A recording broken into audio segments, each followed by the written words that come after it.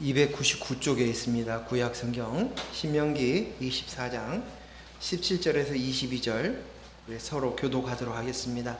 너는 객이나 고아의 송사를 억울하게 하지 말며 고아의 옷을 전당 잡지 말라.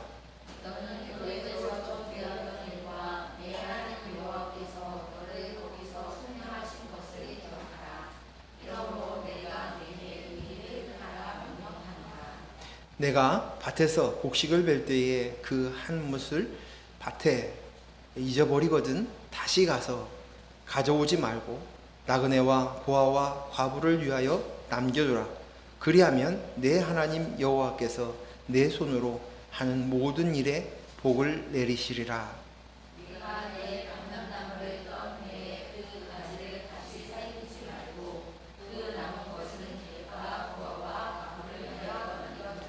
내가 내 포도원의 포도를 딴 후에 그 남은 것을 다시 따지 말고 객과 고아와 과부를 위하여 남겨두라. 같이 읽습니다. 너는 애굽 땅에서 종이 되었던 것을 기억하라. 이러므로 내가 내게 이 일을 행하라 명령하노라. 아멘. 제가 요즘 재밌게 보는 드라마가 있습니다. 주말 연속극 KBS에서 하는 현재는 아름다워 보십니까? 제가 현재는 아름다워를 주말에 되면 그 드라마를 기다립니다. 근데 그 내용 중에 주제 중에 하나가 뭐냐면 그 입양이에요. 입양. 한 할아버지가 계신데 그 할아버지가 젊었을 때 딸을 잃어버렸어요. 그리고 그 딸을 그리워하는데 그 딸을 생각하면서 한 아이를 또 사내 아이를 입양합니다. 그리고 사랑과 정성으로 이 아이를 키웁니다. 그리고 그 아버지가 생각하기를 내가 내 딸을 잃어버렸지만 내가 이 입양한 이 아들을 잘 키우고 정성과 사랑으로 키우면 내 딸도 어디선가 그렇게 사랑과 돌봄을 받고 있겠지 하는 그런 마음으로 이 아이를 정성껏 키우게 됩니다. 그러면서 이제 그런 과정 속에서 이제 딸을 이제 찾게 되어집니다. 근데 그 순간순간 이 드라마 내용 속에서 보면 그 부모에게 버림받고 산 고아의 삶을 표현하고 있습니다. 고아로서 입양되어 살면서 느끼는 감정, 생각, 고민을 통해서 우리 시청자들한테 공감을 느끼게 하려고 애를 쓰는 것 같습니다. 그러면서 고아가 어떤 것인지, 고아의 심정이 어떨지, 고아가 가지고 있는 감정들을 한번 짐작해 봅니다. 전 지난주에 부모로부터 온 문화에서 떠나야 된다라고 얘기했습니다. 그 각 가정마다 다 부모가 다르고 가정마다 다 달라요. 그리고 그 속에는 문화가 있습니다. 그런데 그 문화를 떠나야 돼요. 왜냐하면 그 문화는 어떤 모양이든지 다르다 할지라도 사단으로부터 사주된 그 심기어 놓은 생각들로부터 생겨난 문화이기 때문입니다. 그래서 그 문화를 십자가로 가져가야 된다라고 말씀을 나누었습니다. 기억나시죠? 그 이야기의 연장선으로 오늘 고아의 이야기를 하면서 한 아이가 생각이 났습니다. 제가 젊은 시절에 소년원에서 소년원 아이를 돌보는 사역을 했었습니다. 그 기간이 한 8년 정도 되었습니다. 그런데 그 속에서 만났던 한 아이가 아주 인상 깊은 아이가 있어요. 근데 이 아이는 소년원 안에 있어서도 존재감이 없었어요. 있는 듯 없는 듯 했습니다. 그리고 언제나 위축되어 있어요. 얼굴은 어두웠고 그리고 체격도 그렇게 크지 않았습니다.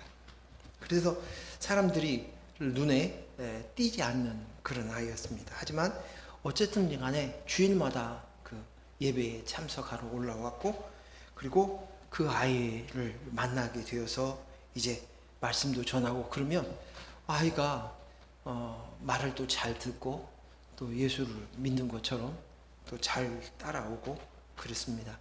이 아이에게 이제 소년원에서 퇴원을 앞에 두고 이제 교회에 계속 나가렴 그렇게 약속도 하고 그리고 사회에서 잘 살겠다고 또 약속도 해주었습니다. 그리고 이 아이가 기간이 되어서 이제 퇴원해서 나갔습니다. 그리고는 아이와 소식이 끊겨졌어요. 근데 보통 그랬습니다. 근데 그 소식이 끊겨졌는데 얼마 후에 그때 당시에 소년원에서 일을 보았던 여자 간사님이 계셨는데 간사님을 통해서 그 아이의 소식을 들었어요. 이 아이가 교도소에 있다는 것이에요. 가슴이 철렁 내려앉았습니다. 그리고 그 아이에게 면회하기 위해서 그 간사님과 함께 교도소에 갔습니다. 근데 교도소에는 이렇게 제가 같이 들어갈 수 있지를 못했어요. 그래서 간사님만 그 안에 들어가서 그 아이를 만났습니다. 그리고 그 간사님을 통해서 그 아이의 이야기를 들었는데 참 충격적이었습니다. 이 아이가 하는 말이 나는 실수로 태어났기 때문에 나는 내가 어떻게 되든지가 난 상관없습니다. 이렇게 얘기하는 거예요. 너무 절망적이었습니다.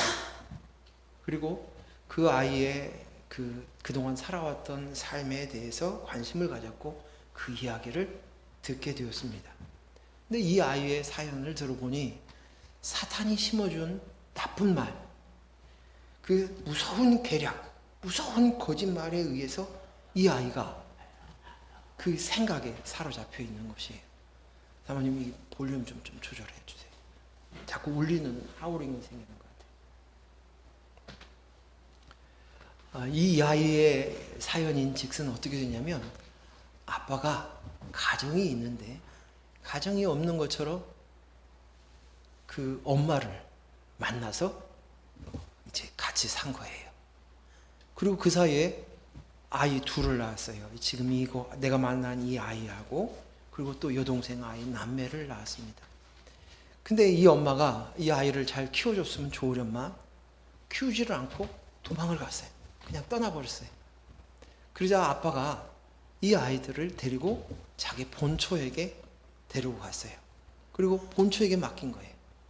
본처의 돌봄을 받게 했습니다. 그러자 그 엄마가 새 엄마죠. 그 본처가 가만히 있었겠어요? 이 아이에게 있을 때마다 이 아이의 행동이 잘못되었을 때나 눈에 거스를 때마다 아니면 자기의 인생이 고단하고 힘들고 어려울 때마다 이 아이들에게 퍼붓는 이야기가 있었어요. 그 얘기가 뭐냐? 넌 네 아빠가 실수로 낳은 애들이야. 정말 하잘것없다는 식으로 이야기를 하는 것입니다. 아빠가 불법을 행해서 바람을 피워서 태어났으니 너는 실수로 태어난 아이라는 것이에요. 아이가 가지고 있는 정체성이 이루 말할 수 없는 거예요. 소년원에서 만난 아이가 오빠인데 그 밑에 있는 여동생은 어땠을까 싶어요. 이 아이는 삶의 의욕이 없어요. 그리고 지금 교도소에 들어와 있는데 그 이야기를 들어보니까 얼르고 구슬려서 사연을 들어보니까 이 사건을 만들었던 주범이 아니에요. 같이 어울렸던 친구가 주범이었고 그 친구 같이 어울렸는데 같이 걸렸고 이미 소년원에 가지고 있던 전범이 있었기 때문에 교도소에 온 거예요. 근데 그 아이는 그 일을 저질렀던 나쁜 일을 한 짓을 한 그 아이는 적극적으로 자기를 변호했어요. 그리고 이 아이는 자기를 변호하지 않는 거예요. 자기 인생의 가치가 없기 때문에 자기의 삶의 의욕이 없기 때문에 변호를 하지 않는 거예요. 그 순식간에 이 아이가 주범이 돼버렸어요. 주범이었던 아이는 거짓말도 하고 자기를 변호하고 이유를 대고 그래서 빠져나갔는데 이 아이는 교도소까지 오게 된 것입니다. 이 아이는 부모가 있었지만 부모가 없었습니다. 자기를 보호해주고 교육하고 양육해줄 부모가 없었습니다. 단지 먹을 음식을 먹였다고 해서 이 아이를 양육했다고 할 수 있는 것은 아닙니다. 아빠로부터 또 새엄마로부터 끊임없는 그 감정의 쓰레기통이 되었고, 그리고 끊임없이 분풀이 대상이 되었습니다. 아이는 이 거짓말에, 그들에 의해서 내뱉은 그 감정의 거짓말에 의해서 청소년 시절이 되면서부터 자기 인생을 가치 있게 여기지 못하고, 자기 인생에 대한 미래에 대한 소망도 없이 늘 공허하고 무의미하고, 무언가 문제가 있거나 사건이 생기면 그 문제가 다 자기 책임인 것처럼 여기며 살아온 것입니다. 그래서 이 아이는 부모가 있으나 부모가 없는 고아로 여겨집니다. 어쩌면 부모가 없었으면 더 나았을 수도 있겠다라는 생각이 들어갑니다. 제가 생각해 보았습니다. 고아의 마음은, 심정은 어떨 것인가? 그리고 TV에서 그 고아원에서 자란 한 청년이 고아원이 나오고 난 다음에 정착금을 얼마를 받고 살아왔던 이런 일로 인해서 아이가 사회에 정착할 수 없기 때문에 자기의 후배들, 자기의 동생들은 법을 개정해서 잘 정착할 수 있도록 해달라 하고 소원을 했어요. 근데 그 청년이 인터뷰를 합니다. 근데 그 인터뷰를 한 내용이 뭐냐면, 자기 친구들은 이 아이가 고아원 출신인 것을 아무도 모른대요. 자기 과에서 과 대표도 하고 아주 적극적이라는 거예요. 근데 알고 보니까 자기는 자기를 변호하기 위해서 자기가 혼자라는 것을 사람들에게 알려지는 것이 두려워서 더 과장하고 과격하게 표정하고 적극적으로 했다는 거예요. 그런데 늘 마음속에 공허해, 고독하고 불안했습니다. 고아의 아이들은 언제나 자신의 감정을 스스로, 자기의 감정을 무시합니다. 자기는 그렇게 대우를 받아도 된다고 생각하기 때문에 그렇게 함부로 자신을 대했을 것입니다. 또 고아의 아이들은 항상 허기져 있습니다. 아무리 먹고 먹어도, 또 아무리 고급진 비싼 값비싼 음식을 먹어도 늘 배고파합니다. 고아인 아이는 언제나 주위 사람들의 눈치를 봅니다. 눈치를 살피며 살아갑니다. 고아인 아이들은 언제나 방어적이고 소극적인 경우들이 많습니다. 물론 성품과 기질이 따라 다릅니다. 제가 들었던 그 청년은 오히려 더 적극적으로 자기를 숨겼던, 그것 또한 방어적인 것이죠.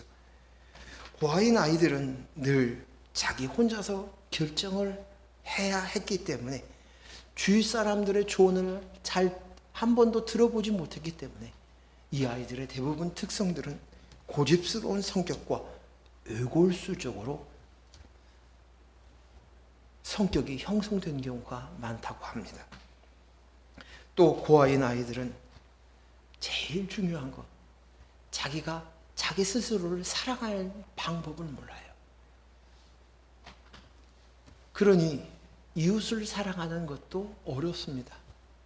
새로운 사람을 만나도 그 사람을 사랑하는 방법을 몰라서 힘들어하고 어렵고, 또 다시 가정이 깨어지는 경우들도 많이 볼 수 있습니다. 이것은 제가 고아를 비하시키려고 하는 얘기가 아닙니다. 고아의 상태의 감정과 고아가 가지고 있는 생각들을 한번 짐작해 보기 위해서 이 이야기를 꺼낸 것입니다. 왜요? 성경에 하나님께서 우리를 향해서 고아처럼 내버려 두지 않겠다, 고아의 아버지다라고 하나님 당신 스스로를 그렇게 표현하였기 때문입니다. 요한복음 14장 18절 말씀 같이 읽습니다. 시작. 내가 너희를 고아같이 버려두지 아니하고 너희에게로 오리라. 아멘. 내가 너희를 고아같이 버려두지 아니하고, 그 말은 뭐예요? 그전에는 고아였다는 거예요. 하나님이 찾아오지 않았다면 고아였다는 것이. 네, 고아처럼 버려두지 아니하고 너희에게 오리라. 아버지 하나님께서 오시겠다고 말씀하십니다. 하나님은 우리를 고아로 여기시고 불쌍히 여기시며 고아 같은 우리를 구원하여 아들 삼아주사 하나님과 관계되었다. 하나님 아버지시고 내가 아들임에 이 관계를 맺었다라는 것을 하나님께서는 누누이 가르쳐 주시고 말씀하십니다. 하나님은 우리를 고아 같은 우리를 불쌍히 여기십니다. 이스라엘 백성 중에서도 특히 하나님께서 강조하시는 내용이 고아와 과부와 나그네를 돌보라고 명령하셨습니다. 많은 구절이 있는데 대표적인 몇 구절만 보겠습니다. 신명기 14장 29절 말씀에 같이 읽습니다. 시작. 너희 중에 분깃이나 기업이 없는 레위인과 내 성중에 거류하는 객과 및 고아와 과부들이 와서 먹고 배부르게 하라. 그리하면 내 하나님 여호와께서 내 손으로 하는 범사에 내게 복을 주시리라. 고아가 배고프게 하지 말고 배부르게 하라고 명령하십니다. 신명기 24장 오늘 읽었던 17절에서 22절 말씀을 한 번만 더 같이 읽겠습니다. 시작. 너는 객이나 고아의 송사를 억울하게 하지 말며 고아의 옷을 전당 잡지 말라. 너는 애굽에서 종되었던 일과 내 하나님 여호와께서 너를 거기에 속량하신 것을 기억하라. 이러므로 내가 내게 이 일을 행하라 명령하노라. 내가 밭에서 곡식을 벨 때에 그 한 못을 잊어버렸거든 다시 가서 가져오지 말고 나그네와 고아와 과부를 위하여 남겨두라. 그리하면 내 하나님 여호와께서 내 손으로 하는 모든 일에 복을 내리시리라. 내가 내 감람나무를 뗀 후에 그 가지를 다시 살피지 말고 그 남은 것은 객과 고아와 과부를 위하여 남겨두며 내가 내 포도원에 포도를 딴 후에 그 남은 것을 다시 따지 말고 객과 고아와 과부를 위하여 남겨두라. 너는 애굽 땅에서 종되었던 것을 기억하라. 이러므로 내가 내게 이 일을 행하라 명령하노라. 아멘. 객과 고아와 과부를 돌보는 데 있어서 억울한 송사를 당하지 않고 재판할 때 억울함이 생기지 않도록 돌봐야 돼. 그리고 과부에게 돈을 빌리러 왔을 때 과부의 옷은 하나밖에 없어. 그러니까 과부의 옷을 전당 잡히면 안 돼. 명령하십니다. 너 밭에서 추수할 때 볕단을 하나라도 떨어뜨리면 그거 가지러 또로 가면 안 돼. 그대로 놔둬. 응? 과부와 고아와 객을 위해서 남겨두어야 돼. 감람나무와 포도나무를 한 번 추수하고 남은 열매, 나중에 후속으로 되어진 그 열매들 그거 따려고 또 추수하지 마. 왜? 고아와 과부를 돌보기 위해서. 야, 하나님께서는 이처럼 계속적으로 과부와 고아와 객을 돌보라고 명령하십니다. 그냥 하라고 하시는 게 아니라 명령하십니다. 시편 68편 5절에 보면 하나님은 고아의 아버지라고 말씀하십니다. 한번 같이 읽습니다. 시편 68편 5절. 시편 68편 5절.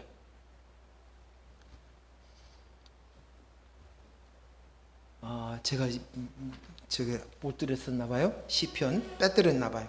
시편 68편 5절. 수고하니까 기다립시다. 68편 5절 같이 읽습니다. 시작.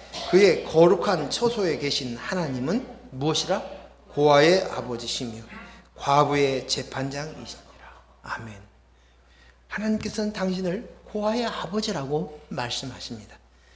또 시편 82편 3절에도 가난한 자와 고아를 위해서 판단하신다고 말씀하십니다. 같이 읽습니다. 시작. 가난한 자와 고아를 위하여 판단하며 곤란한 자와 빈궁한 자에게 공의를 베푸시며 라고 말씀하십니다. 또 시편 이사야 1장 7절에 보면 고아를 위하여 신원하고 과부를 위하여서 변호하신다고도 말씀하십니다. 같이 읽습니다. 시작. 선행을 배우며 정의를 구하며 학대를 받는 자를 도와주며 고아를 위하여 신원하며 과부를 위하여 변호하라 하셨느니라. 성경에는 곳곳에 고아와 과부를 돌보라고 말씀하십니다. 고아는 가난한 자이고 소외된 자이고 외로운 자이고 돌볼 사람이 없는 돌봄이 필요한 자이고 지지해 주는 자가 없고 보호해 주는 사람이 없기 때문에 이스라엘 백성인 공동체가 나서서 도와주고 나누어주고 베풀어주고 돌봐주라고 말씀하신 것입니다. 그리고 고아와 과부 나그네를 돌보는 것을 그냥 말씀하신 것이 아니라 강조해서 명령이다라고 말씀하십니다. 또 한 가지 하나님께서 고아와 과부에 대해서 이야기하실 때 우리가 주의해서 봐야 될 놀라운 사건은 매 3년마다 소산의 11조를 레위인들만 주는 게 아니라 성읍의 11조를 성읍에서 저축해서 레위인과 함께 나그네와 고아와 과부를 나누어서 그들이 배고프지 않게 배부르게 하라고 말씀하십니다. 근데 이 말씀이 신명기 14장에 28절 29절, 민수기 18장 31절 32절, 신명기 26장 12절 13절에 나와 있습니다. 우리는 신명기 14장 28절 29절을 같이 한번 읽겠습니다. 시작. 매 3년 끝에 그의 소산의 10분의 1을 11조죠. 10분의 1을 다 내어 내 성읍에 저축하여 너희 중에 분깃이나 기업이 없는 레위인과 내 성중에 거류하는 객과 및 고아와 과부와서 먹고 배부르게 하라. 그리하면 내 하나님께서 내 손으로 하는 범사에 내게 복을 주시리라. 아멘. 오늘 우리에게 주어진 그것을 나누어서 돌보는 것은 당연한 것이에요.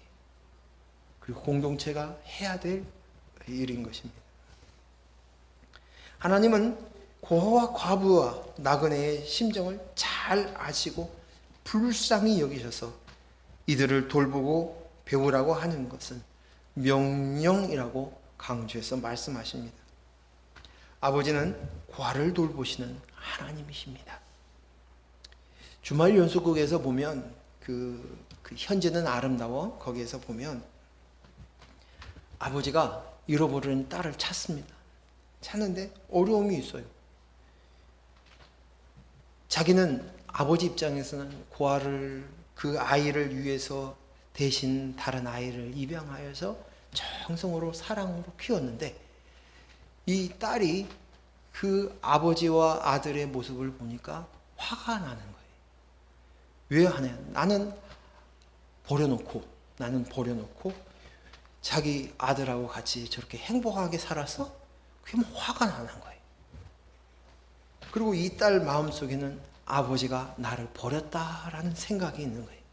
그러자 아버지가 내가 너를 버린 것이 아니라 잃어버렸다. 그리고 몇 번을 사과를 하면서 계속적으로 그 딸에게 다가가는 모습들이 보여집니다.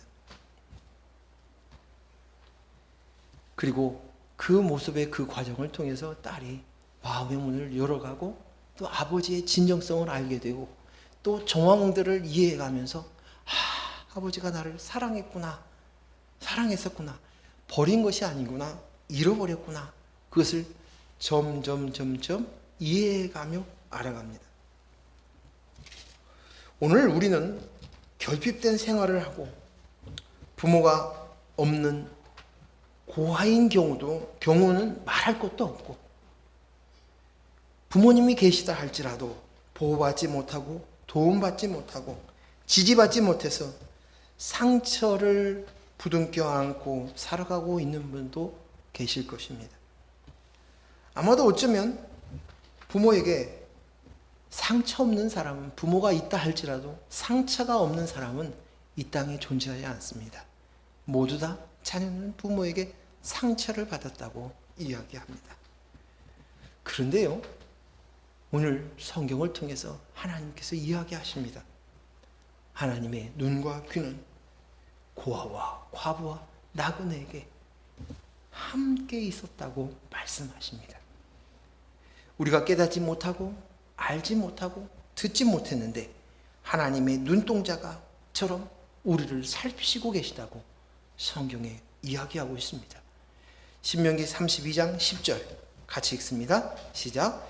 여호와께서 그를 황무지에서 짐승이 부르짖는 광야에서 만나시고 호위하시며 보호하시며 자기의 눈동자 같이 지키셨도다.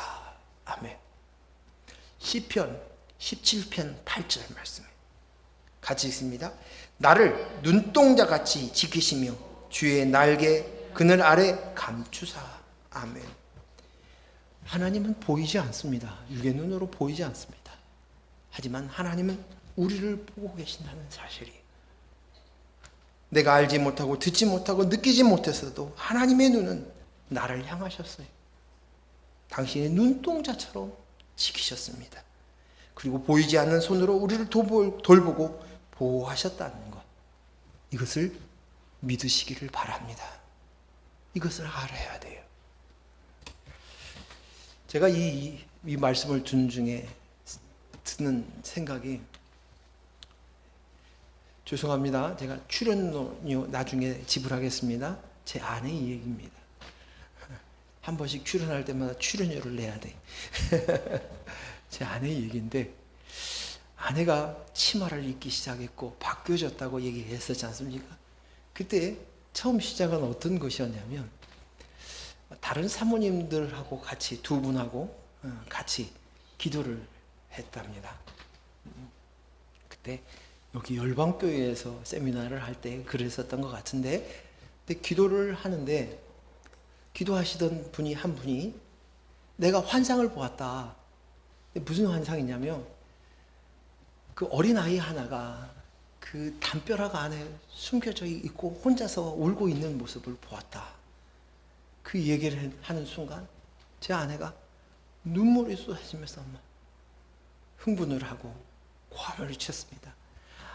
하나님 보고 계셨군요. 보고 계셨군요. 하나님 아버지이십니다. 이 고백을 외치고 또 그 감동을 못 느껴서 집에 와서 저한테 낱낱이 이야기하는 거예요. 저희 아내는 형제가 많잖아요. 딸이 49이고 그 중에 7째 딸이에요. 존재감이 없어요. 근데 어느 날 부모님한테 꾸중을 듣고 혼나는 통에 그 집을 뛰쳐나와가지고 자기 혼자 들어갈 수 있는 아주 얇은 담과 담 사이에 있는 얇은 어린아이가 그 속에 숨겨져 있는데 아무도 모르는 거예요. 못 찾아. 시간이 가는데도. 그때 외롭고 고독한 무서운 시간이었다는 거예요. 나는 존재감이 하나도 없구나. 아무것도 없구나. 아무도 몰랐어요. 그래서 나중에 스스로 나왔다 그랬던가요? 스스로 나왔대요. 근데 그 기억은 잊을 수 없는 거예요. 그런데 그때 나 혼자 그런 줄 알았더니 아버지 하나님께서 보고 계셨다는 거예요. 아버지 보고 계셨군요. 그 이야기를 지금 다른 사모님을 통해서, 환상을 통해서 보여주신 거예요. 가르쳐 주신 거예요. 그것의 흥분이 너무 큰 것이, 내 인생 나 혼자 살고 내가 해결하고 나는 가치가 없고 존재감이 없는 여러 명의 딸 중에 하나고, 아버지로부터 나 딸 너 하나만인 줄 알아? 라고 얘기하는 줄 알고, 다른 딸도 있어. 너 말고 많아. 이라고 표현할 때마다 상처받았었던 그 마음이 한순간에 그 모습에 아버지가 보고 계시고 보았군요. 눈동자처럼 보고 계셨구나. 사랑하는 귀한 성도 여러분, 하나님께서 우리를 표현할 때 너희가 태중에 있을 때부터 내가 택하였다고 말씀하십니다. 이미 그때부터 계획하시고 애정하시고, 내가 아직 교회에 오지 않았을 때도, 하나님을 알지 못했을 때에도 이미 알고 계시고 눈동자처럼 지키고 보호하고 계셨다는 사실들을 우리는 꼭꼭꼭 기억하여야 될 줄로 믿습니다. 그리고 지금 이 시간 하나님께서 우리와 함께 계시고 보고 계십니다. 아멘. 하나님은 우리를 고와 같이 내버려 두시지 않습니다. 하나님은 나를 고와 같이 내버려 두시지 않습니다. 하나님께서 말씀하신 것입니다. 그런데 오늘 이 말씀을 드리면서 하나님께서 그냥 우리에게 야, 가난한 사람, 외롭고 고독한 사람에게 그 사람도 돌봐, 착한 일을 해, 선행을 베풀어, 그러면 내가 복 내려주겠다 라고 말씀하셨을까요? 물론 고아와 과부와 나그네를 돕는 것은 어쩌면 당연한 것입니다. 그러나 그 당연한 일이라고 한 그 일 앞에 하나님 너희가 꼭 해야 돼, 하지 않으면 안 돼, 그러며 명령하셨어요. 그 순간 이스라엘 백성들은 모두 다 고아와 과부에게 관심을 갖게 되는 거예요. 그 아래 관심을 가져야만 고아를 돕고 과부를 도울 수 있지 않습니까? 그러면서 이렇게 하라고 하신 목적이 오늘 본문 신명기 24장에서 이야기하고 있습니다. 무슨 목적입니까? 18절 말씀입니다. 신명기 24장 18절 우리 같이 읽습니다. 시작. 너는 애굽에서 종되었던 일과 내 하나님 여호와께서 너를 거기서 총량하신 것을 기억하라. 이러므로 내가 너에게 이 일을 행하라 명령하노라. 아멘. 오늘 송사할 때 억울한 일을 당하지 않도록 해, 과부를 도와야 돼, 재판을 그렇게 말씀하셨고 난 다음에 이야기한, 왜 이런 줄 알아? 내가 이 일을 고아를 돌보라고 한 이유가 뭔 줄 알아? 고아에게 관심을 기울이고 그를 돌보라고 하는 것을 뭔 줄 알아? 말씀하신 것은 너희가 정말 잊지 말아야 할 것, 이것을 명령으로 하신 이유는, 진짜 목적은 너를 애굽에서 종되었던 것과 내 하나님 여호와께서 너를 거기서 속량하신 것을 기억하게 하기 위해서 이 일을, 고아를, 과부를 지키라고 명령한 거야 말씀하십니다. 똑같은 말씀을 오늘 본문의 22절에서 반복해서 말씀하십니다. 22절도 있습니다. 시작. 너는 애굽 땅에서 종되었던 것을 기억하라. 이러므로 내가 내게 이 일을 행하라 명령하노라 라고 말씀하십니다. 하나님께서 고아와 과부의 송사를 억울하게 하지 말고, 과부의 옷을 전당제 표지해서는 안 돼, 곡식을 벨 때는 일부러 이삭을 남겨두고 안식년 때는 땅을 쉬게 해서 고아와 과부가 거기서 농사짓게 할 수 있도록 해야 돼. 감람나무, 포도나무 한 번만 추수하고 남은 음식 열매들은 거두어들이지 마. 왜? 가난한 고아를 위해서야. 이것은 명령이다. 넌 꼭 해야 돼. 이렇게 이야기하신 것은 너가 애굽에서 노예였어, 종노릇하고 있었어, 너의 신분이 노예였어, 그것도 애굽에서 노예였어. 두 번째는 뭐냐? 내가 거기에서 속량하여 너를 끄집어냈어. 이걸 기억해. 이걸 기억해. 이것을 가르쳐 주시기 위함입니다. 성경은 생명의 책입니다. 구원의 책입니다. 영생을 위한 책입니다. 나를 구원하기 위한 책인 것이에요. 그래서 이 모든 것들을 통해서 하나님께 정말 이야기하고자 하는 것은, 내가 바로 애굽의 종노릇하고 있었던 존재였고, 너를 그냥 데려온 게 아니라 속량하여 너를 데려온 것, 고와 같은 너를 구원했다는 것을 기억하라고 말씀합니다. 너희가 고와 같이 세상의 영에 사로잡혀 내가 나야, 스스로 나를 지키려고, 스스로 나를 보호하려고 고독하게 살았던 너가 먹어도 배부르지 않고 허기져 있고 채워도 만족함이 없이 뚫어진 전대의 모습으로 구멍 뚫린 항아리처럼 물을 쏟아도 채워지지 않았던 그런 절망적인 너를 향해서 오늘 주신 말씀, 네가 본래 그런 존재였어 라고 얘기하는 것입니다. 우리는 본래 애굽의 노예였습니다. 이 말은 뭐냐? 애굽은 세상이에요. 애굽은 세상이에요. 세상은 무엇입니까? 세상 권세 잡은 자가 누구입니까? 사단입니다. 사단을 아비로 두고 있는 자들입니다. 그 안에서 우리가 노예 생활하였다는 것입니다. 요한복음 8장 44절 말씀 같이 읽습니다. 시작. 너희는 너희 아비 마귀에게서 났으니 너희 아비의 육신대로 너를 행하고자 하느니라. 그는 처음부터 살인하는 자요 진리가 그 속에 없으므로 진리에 서지 못하고 그 속에 없으므로 진리에 서지 못하고 거짓을 말할 때마다 제 것으로 말하나니 이는 그가 거짓말쟁이요 거짓의 아비가 되었음이니라. 아멘. 네가 거짓의 아비 아래로 살면서 너가 태어났다는 거지. 그 안에 살았다. 노예였다는 것이. 오늘 우리는 태생이 죄인이라는 사실들을 인정해야 될 줄로 믿습니다. 태생이 죄인이라는 사실. 이것이 인식해야 돼. 시편 51편 5절 말씀이 뭐예요? 같이 읽습니다. 내가 죄악 중에 시편 51편 5절 없습니까? 제가 읽어드릴게요. 내가 죄악 중에 출생하였으며 어머니가 죄 중에서 나를 잉태하였나이다 하니 이것을 인식해야 돼.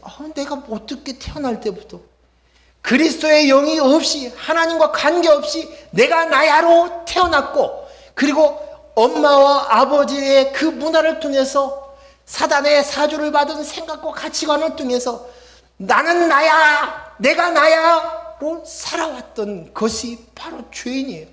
태생의 죄인이었다는 사실들 그리고 아비의 거짓의 아비였던 사단을 아버지로 섬기면서 종노릇하며 살았다는 사실 내가 나야로 살았다는 살 수 있었 내가 나야로 살면서 하나님처럼 나도 될 수 있다라는 인본으로 산 것이 바로 사탄 마귀의 종이었다는 것을 인식해야 돼 라고 말씀하시는 것이 그리고 그랬던 우리에게 이 애굽 이 세상에서 속량하셨다라고 말씀하십니다. 속량한다는 말에 이 영어 성경에는 redeemed you라고 써져 있어요. redeem 이것은 값을 치르고 났다는 거예요. 값을 치르고 너를 데려왔다는 거지. 그게 속량이에요. 속량. 나를 구원하기 위해서 값을 치르고 나를 산 것입니다. 무엇으로 값을 치르셨어요? 어떻게 값을 치르셨어요? 예수 그리스도의 생명으로, 목숨값으로, 예수 그리스도의 죽음으로 산 것입니다. 내가 죽어 너를 살렸다라고 말씀하십니다. 그래서 하나님은 우리를 향해서 당당하게 말씀하십니다. 너는 내 것이다. 내가 지명하여 불렀나니 너는 내 것이다. 내가 핏값으로 너를 샀다, 속량하였다 라고 말씀하고 계십니다. 오늘 우리는 하나님의 소유되었다고 하나님께서 권리를 주장하시는 이 음성을 듣고 믿어야 할 줄로 믿습니다. 저는 이 이야기마다 할 때마다 제가 들었던 한 이야기가 생각이 납니다. 아마 극동방송인가 이렇게 하면서 들었던 이야기였던 것 같아요. 한 목사님이 계시는데 이분이 군선교를 해서 또 밤에 이렇게 군 무대를 가는 한적한 길을 가는데 청소년 새 아이가 고등학생인 새 아이가 운전면허도 없이 차를 몰고 와서 가다가 이 목사님을 치여서 죽게 되었습니다. 그래서 이 사건이 이제 기사가 되어졌고 이 아이들이 이제 구속이 되었어요. 근데 그때 사모님이 그 아이들한테 그 합의를 해주면서 또 탄원서까지 써줬어요. 이 아이를 감옥에 있게 하지 말고 풀어주십시오. 이게 판사에게 보였어요. 그러면서 그 과정 속에서 이 사모님이 그 아이들한테 두 가지의 약속을 받고 그 일을 해줬다는 것입니다. 하나는 이제부터 교회에 나갈 것. 두 번째는 너희들 목사님이 돌아가신 이 기일을 잊지 않았으면 좋겠다. 그래서 기일이 되면 너희들이 방문해 줬으면 좋겠다. 그것을 두 가지의 약속을 받고 탄원도 해주고 합의도 해주었습니다. 덕분에 이 아이들은 감옥에 가지 않고 이제 나올 수 있었습니다. 근데 이 사건을 취재했던 기자가 어느 날 그것이 생각이 나서 그 사모님께 찾아갔어요. 그 아이들은 어떻게 됐습니까? 물었습니다. 그랬더니 첫 해는 같이 교회도 나왔고 또 같이 기일날 왔다는 거예요. 그리고 그것이 끝이었고 그 다음부터는 한 아이만 가끔 기일이 되면 찾아왔는데 요즘은 뜨문뜨문하다는 거예요. 아이들이 벌써 장성해서 대학생이 됐고 사회인이 되었대요. 사모님 마음이 속상하지 않으십니까? 그 아이들이 좀 원망스럽지 않습니까? 미흡지 않습니까? 그렇게 물어봤어요. 그랬더니 사모님이 나는 절대 그 아이를 미워할 수 없습니다. 나는 절대 그 아이들을 포기할 수 없습니다. 왜요? 그러자 그 사모님이 하는 얘기가 그 아이는 우리 목사님의 내 남편의 피값입니다. 남편의 피값입니다. 저는 그 이야기를 들으면서 하나님께서 우리를 포기할 수 없는, 우리는 끊임없이 조금만 내 마음에 안 들면 하나님을 향해서 원망하고 삭대질을 합니다. 그리고 조금 나으면 또 하나님 앞에 내 열심으로 나가려고 하는 것이 우리의 모습이에요. 그런데 우리 하나님께서는 독생자이신 예수 그리스도의 피값을 지불이고 우리를 샀기 때문에 그 하나님은 결단코 우리를 내버려 두지 않으시고 포기할 수 없다는 것이에요. 그래서 내가 고아처럼 너희를 버려두지 않겠다고 말씀하십니다. 반드시 너를 돌보아 구원하겠다고. 예수 그리스도의 피값으로 산 자이기 때문이라고 말씀하신 것이에요. 자, 오늘 이 이야기를 좀 더 자세히 알 수 있는 것이 예수님이 하신 말씀이에요. 요한복음 14장 15절에서 21절까지 말씀입니다. 자, 같이 우리 한 절 한 절씩 생각하면서 읽겠습니다. 요한복음 14장 15절. 제가 먼저 읽겠습니다.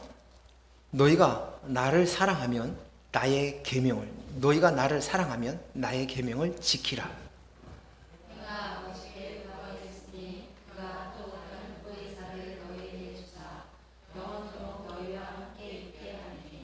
그는 진리의 영이라 세상은 능히 그를 받지 못하나니 이는 그를 보지도 못하고 알지도 못함이라. 그러나 너희는 그를 아나니 그는 너희와 함께 거하시며 또 너희 속에 계시겠습니다.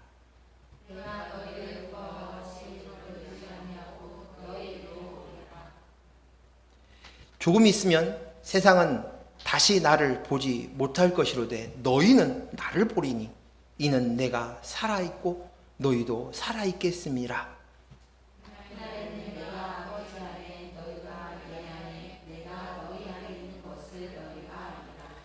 나의 계명을 지키는 자라야, 같이 읽습니다. 나의 계명을 지키는 자라야 나를 사랑하는 자니 나를 사랑하는 자는 내 아버지께 사랑을 받을 것이요 나도 그를 사랑하여 그에게 나타내시. 아멘.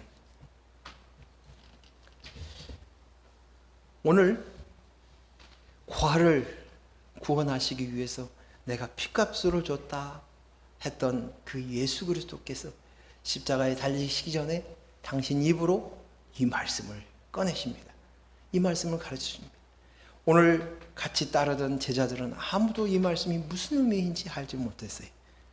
그러나 오늘 저와 여러분은 이 말씀이 무슨 말씀인지 이제서야 이해할 수 있고 납득할 수 있는 말씀.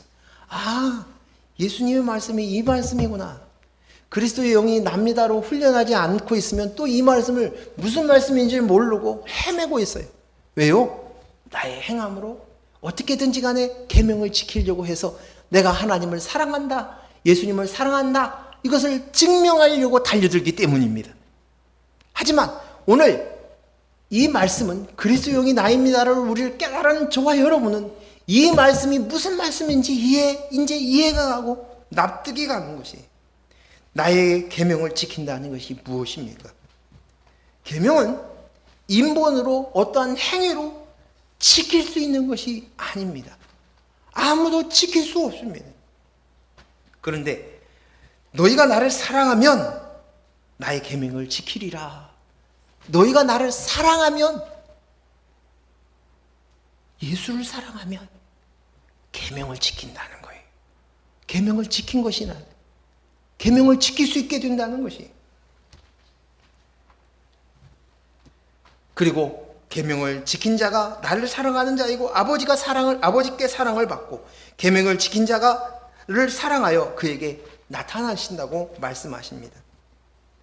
그래서 오늘 사랑이 계명입니다. 예수님을 사랑하면, 너희가 나를 사랑하면, 예수님을 사랑하면, 그러면 계명을 지키는 것이 되어지는 것입니다. 예수님을 사랑한다는 것이 무엇입니까? 그것은 예수 그리스도께서 십자가에서 내가 되어 죽었다는 것을, 날 위해서 당신이 속량물로 되셨다는 것을 아는 것입니다. 그것이 예수님이 나의 구주십니다. 이것입니다. 그리고 난 이후에 나의 주님으로 모십니다. 그것은 나의 주님으로 모신다. 그것은 다른 주님으로 모신다, 그래서 내가 주님 모십니다, 이 말이 아니라, 이 말은 바로 진리의 영, 보혜사 성령을 영접하는 것이, 비로소 속량받은 자, 구주로 예수 그리스도의 피값으로 깨끗하고 거룩하여 구별된 자들에게 이제 진리의 보혜사의 성령이 들어오실 수 있는, 영접할 수 있는 거예요. 예수께서 계셨던 그 그리스도의 영이 이제 내게 오셔서 내 안에 비로소 생명이 있는 자가 된 거예요. 살아있는 자가 된 거예요. 참 인간이 된 거예요. 하나님의 창조의 완성이 비로소 이루어진 것이에요. 이 말은 다르게 얘기하면, 내가 그리스도의 영이 없었던 우리들은 그릇이었어요. 흙이었어요. 먼지였다는 사실들을 인식해야 된다는 말이에요. 그것을 알아야만 이제 그리스도의 영, 성령, 진리의 영, 보혜사의 성령, 하나님의 임재, 그 성령을 통해서 내가 비로소 성전이 되는 거예요. 성전. 내가 성전이구나. 그것입니다. 처음 아담을 창조하시는 장면을 창세기에 하나님이 기록해 놓으셨어요. 그때 처음 만드셨을 때 뭘 만드셨어요? 무엇으로 만드셨어요? 흙으로 만드셨어요. 흙을 빚으셔서 만드셨어요. 그리고 거기에서 끝나는 게 아니라 거기에다 반드시 생기를 불어넣으셨어요. 그래서 생명이 되어야 진짜 살아있는 존재가 되는 거예요. 생명 있는 존재가 된 것이. 오늘 저와 여러분이 그리스도를 통하여서 그 그리스도의 영을 내 안으로 모셔드림으로 말미암아 우리가 비로소 생명이 되었어요. 성전이 되었어요. 교회가 되었어요. 를 고백함으로 우리는 완성이 되는 것이에요. 이것이 곧 하나님의 뜻이 내게 이루어지는 것이에요. 하늘에서 이루어진 것처럼 땅에서도 이루어지이다. 이것이 이루어진다는 것이에요. 이것이 하늘에서 이룬 것과 땅에 이룬 것이 통일되게 하려 함이라. 이 말씀이에요. 고아였던 우리가 드디어 생명을 얻어 생명 주신 하나님을 아버지로 알아볼 수 있게 되는 거예요. 아버지를 찾은 것입니다. 우리가 아들이 된 것입니다. 로마서 8장 14절 17절 말씀 같이 읽습니다. 같이 읽습니다. 시작. 무릇 하나님의 영으로 인도함을 받은 사람은 곧 하나님의 아들이라. 너희는 다시 무소하는 종의 영을 받지 아니하고 양자의 영을 받았으므로 우리가 아빠 아버지라 부르짖느니라. 성령이 친히 우리의 영과 더불어 우리가 하나님의 자녀인 것을 증언하시나니 자녀이면 또한 상속자 곧 하나님의 상속자요 그리스도와 함께한 상속자니 누구와 함께? 그리스도와 함께한 상속자니 우리가 그와 함께 영광을 받기 위하여 고난도 함께 받아야 할 것이니라. 아멘. 우리는 고하였습니다. 고하였어요. 그러나 이젠 아들이 되었습니다. 그리스도의 영, 하나님의 영, 양자의 영. 그래서 이제 하나님을 당당하게 아빠, 아버지라 부르시는 것입니다. 이것은 내가 아빠, 아버지를 부르는 것이 아니라 그리스도의 영을 하나님이 부어주셔서 예수 그리스도께서 십자가에 못 박혀 죽으심으로 속량하여서 애굽의 종이었던 노예였던 우리를 이제 하나님의 아들 되게 하신 것입니다. 우리는 이것을 알아야 합니다. 그리고 이것을 믿어야 합니다. 이 지식을 갖고 있어야 합니다. 오늘 그것이 내 안에 알아야 되는 거예요. 이것을 깨쳐야 되는 거예요. 그래서 이 지식이 없으므로 이 백성이 망한다는 말씀이 그 말씀인 것이. 오늘 내가 기도를 열심히 해서 성령의 어떤 체험을 했다. 어떤 기적을 체험했다. 그러니 하나님이 나와 함께 한다. 이것이 아니에요. 오늘 예수 그리스도로 인하여서 이미 모든 것이 끝났습니다. 하나님이 그 일을 행하셨습니다.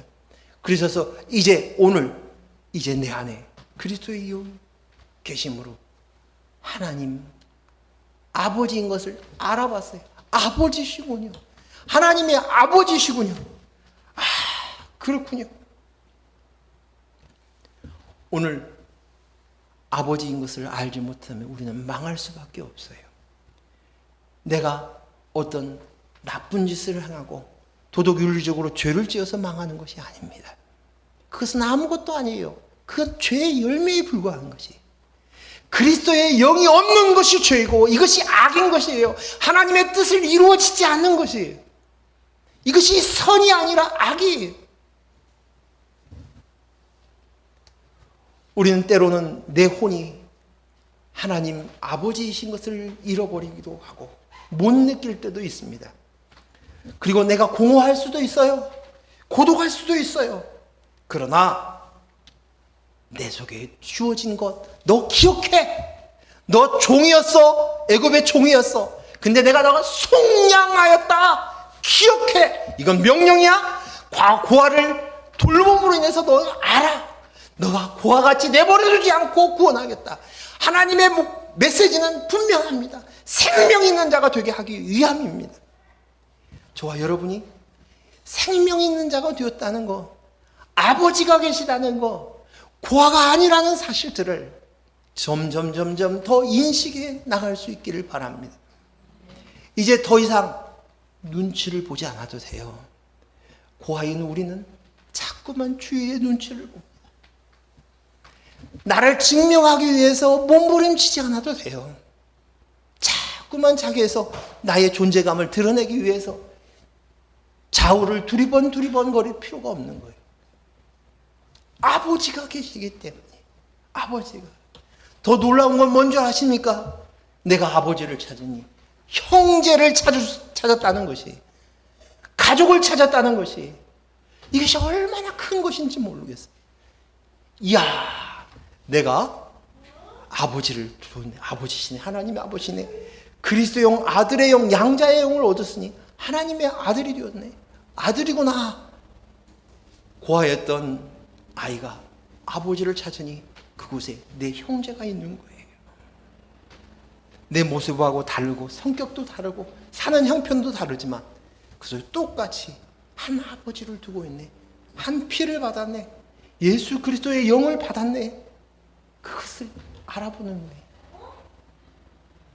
이제 뿌리 없는 부평초처럼 살 필요가 없는 것이 얼마나 기쁘고 얼마나 감사한지. 내 혼이, 내 육체가, 내 지정어가 아직 고아라고 느끼고 허무하게 느껴지고 절망적으로 느껴지고 고독하게 느껴지고 외로움이 사무칠 그때, 오늘 우리는 잊지 말아야 돼요. 내 아버지가 계신 건, 내가 아버지가 찾은 자인 것을. 이것이 바로 믿음이에요. 믿음. 그래서 잊지 말라고 습관적으로 얘기하는 것이, 당신은 그리스도의 영이 나입니다. 따라서 합니다. 나는 그리스도의 영이 나입니다. 그래서 오늘 말씀에 기억하라. 명령이다. 그리스도의 영이 나야. 그리스도의 영이 나야. 잊지 말라고. 그것이 되어진 것을.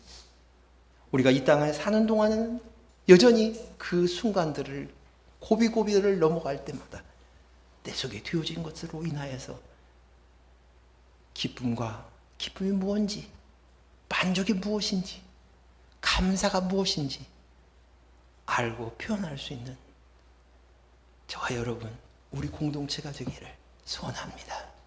기도합니다. 하나님 아버지, 감사합니다. 오늘 주신 말씀들을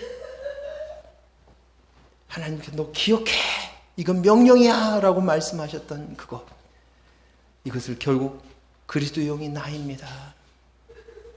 내가 전에는 고아였습니다. 그래서 어떻게든 내 인생을 성공해 보려고, 인정받기 위해서 내 존재감을 확인하고 싶어서 끊임없이 눈치 보며 두리번거리며 살아왔던 저희들이었습니다. 모든 문제를 내가 책임져야 하기에 너무 무거웠습니다. 그런데 이제 아버지가 계시군요. 보호자가 계시군요. 아버지와 내가 한 영을 가지고 있군요. 형제가 있습니다. 자매가 있습니다. 가족이군요. 오늘 이 놀라운 일들이 점점 더 인식되어지고 눈이 열려지고 깨쳐질 수 있도록 허락하여 주시옵소서. 예수님 이름으로 기도했습니다. 아멘.